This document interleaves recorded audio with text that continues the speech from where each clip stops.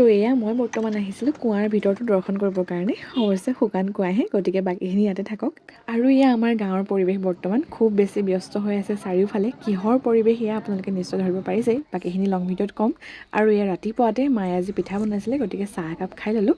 আৰু খাই বৈ ইয়াত ধাম ধুমেৰে গহনা কামত লাগিলোঁ, যিহেতু মোৰ লগৰ এজনীয়ে গহনা অৰ্ডাৰ দিছিলে চৰাইদেউৰ পৰা। অৱশ্যে কাটিতে দিছিলে, কিন্তু এতিয়া আঘোণে পালেহি। তাই অৱশ্যে ফুলপ্ৰিয় মানুহ, গতিকে একো নাই, পলমকৈ হ'লেও চলি যায়।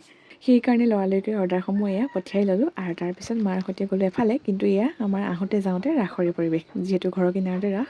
তাৰ মাজে মাজে এনেকৈ মোৰ কামবোৰ চলি আছে। আৰু ইফালে আমাৰ টিকলিৰ কাণ্ড চাওক এতিয়া।